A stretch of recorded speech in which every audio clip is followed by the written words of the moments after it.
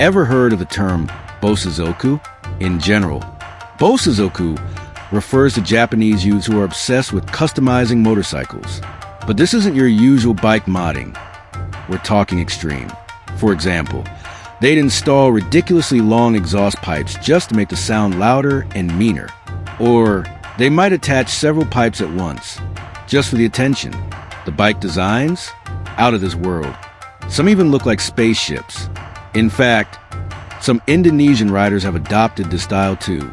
I remember seeing a local video of a motorbike with an exhaust so big, it was spitting fire. Crazy, but it makes you wonder, what are they really trying to prove?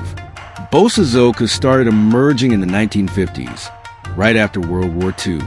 If you recall, Japan had suicide pilots back then, the Kamikaze. They would fly their planes straight into Allied ships, literally sacrificing themselves to the country.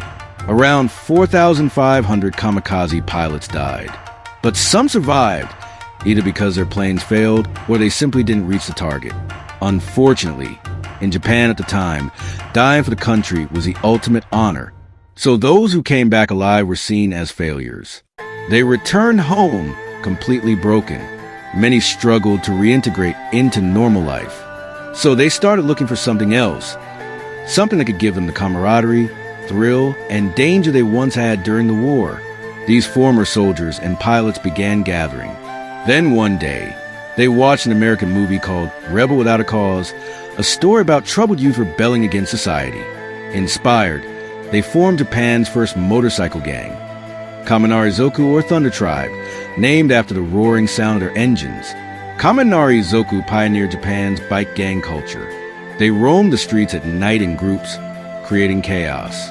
Their lifestyle drew in more youth, especially those who felt left out.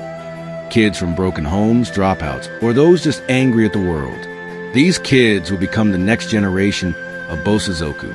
Although most members were male, some Bosozoku gangs were entirely made up of women. It usually started with girls who were dating gang members. After hanging out together, they formed their own all-girl crews. And yes, their bikes and attitudes were just as badass. The word Bosozoku first appeared in the 1970s, meaning something like reckless tribe or violent speed tribe. Ironically, it wasn't a name the gangs created for themselves. It came from the media and public.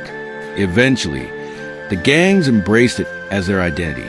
But remember, Bosozoku refers to the subculture, not any specific gang. For example, Kaminari-zoku was a Bosozoku gang, but their name was completely different. Their outfits? Iconic. They wore something called takafuku, which means special attack uniform, often modeled after World War II pilot jackets, decorated with gang names or nationalist symbols like the rising sun. Some wore construction worker overalls.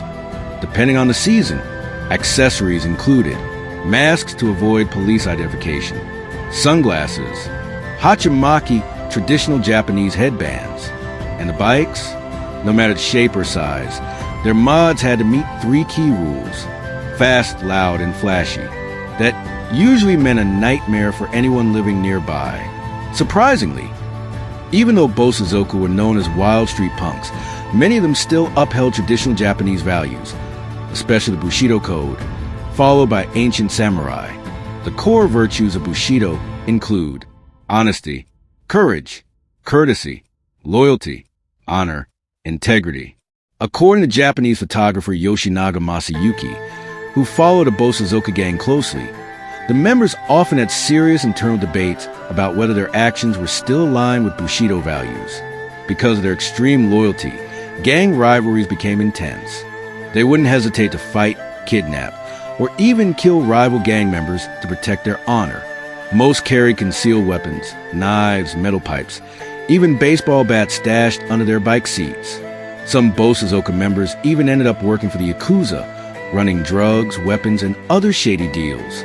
But not all were that hardcore. Some were just typical rebellious teens, skipping school, smoking, drinking, hanging out. The image was scary, but many were just confused youth in costumes. Bosozoku hit their peak in the 1980s. They would organize massive night rides with hundreds of bikes, crashing through toll gates and causing havoc. Police couldn't keep up. At one point, It was estimated that over 40,000 people were part of Bosozoku gangs. But as time went on, their numbers declined.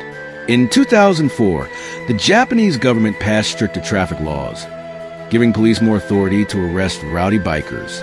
By 2015, the number of Bosozoku members had dropped to just 6,771, mostly in Tokyo, Osaka, Aichi, Ibaraki, and Fukuoka.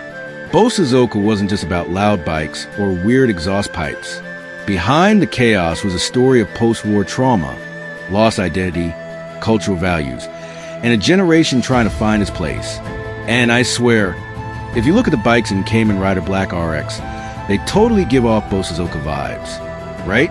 If you're interested, maybe we could do a follow-up on Dekwane, the infamous Thai biker subculture. Basically Thailand's version of Bosozoku, but way more chaotic. Interested? Let me know in the comments. Alright, that's the full story of Bosozoku, Japan's most iconic motorcycle subculture. If I got anything wrong, missed a detail, or you want to add something, drop it in the comments. Let's talk there. Don't forget to like, comment, and subscribe for more content like this. Thanks for watching. See you in the next video.